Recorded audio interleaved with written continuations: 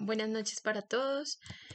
Bueno, quiero hablarles sobre la crucifixión, que fue una de las penas de muerte más graves que se aplicaron en la antigüedad, debido a la tortura física que comprendía, siendo la más conocida por la forma de ejecución de Jesucristo. Se consideraba moralmente ofensiva e indigna. El castigo consistía en que el condenado era fustigado y después enviado al lugar de las ejecuciones capitales, cargado por el instrumento de su suplicio, o sea, la cruz, valiéndose de correas y cuerdas. Durante el trayecto era ultrajado y empujado por la multitud, y se clavaba en la cruz en un hoyo en el suelo. El condenado se encontraba completamente desnudo, se acercaba con el madero al que llevaba atadas las manos, y entre las piernas se le colocaba una especie de almohadilla y era fijado a la cruz con grandes clavos que le atravesaban sus pies y sus manos. Sobre la cabeza llevaba un letrero con su nombre y el motivo de su castigo. El condenado esperaba la muerte, presa de hambre y sed.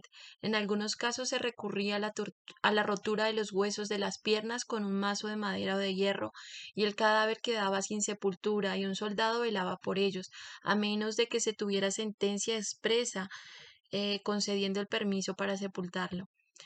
La crucifixión fue raramente empleada por los cristianos. La forma de crucificar variaba dependiendo de la cultura.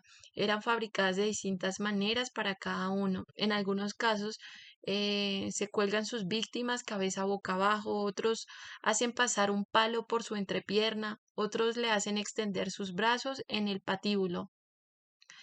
Su primera utilización se localiza en Persia para castigar crímenes contra el Estado o la alta traición, también en la época romana. La última fecha oficial sobre este tipo de condena es en el 314 después de Cristo. Las víctimas eran esclavos declarados culpables de crímenes graves, era aplicada a piratas, ladrones, homicidas, esclavos, denunciados por sus amos por realizar acciones hostiles contra ellos. También aquí encontramos a nuestro Señor Jesucristo y al apóstol Pedro, que fue crucificado boca abajo en los tiempos de Nerón.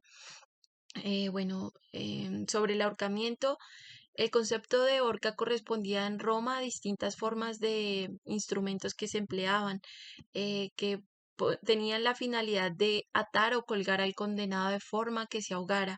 Para los romanos este suplicio era conocido desde el principio y empleado constantemente con los criminales y los esclavos. En algunos casos era acompañado de fuertes golpes.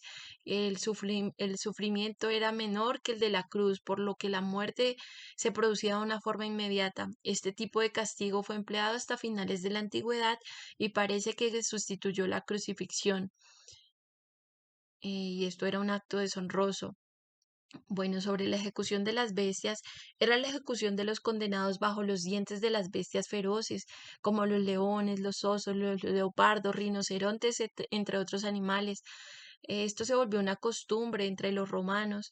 Se ofrecían con las víctimas diversión al pueblo, pero esto generaba gran descontento cuando se hacían con los creyentes, porque proporcionaba un escenario diferente. Ninguno de ellos sabía combatir, puesto que no se habían adiestrado y ninguno quería hacerlo.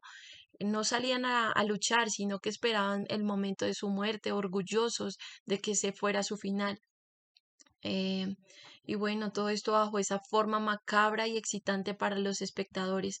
Algunas condenadas se daban por entretenimiento, se mandaba arrojar a algunos condenados para que los devoraran, algunos iban equipados con armas y salían con vida, pero los criminales no podían eludir la sentencia de justicia.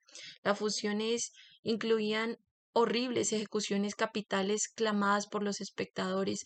En el 186 a.C.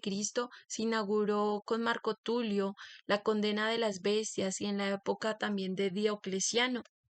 Entre las víctimas encontramos a desertores romanos, a los esclavos condenados por sus dueños, a los delincuentes, y también aquí se incluían a los cristianos.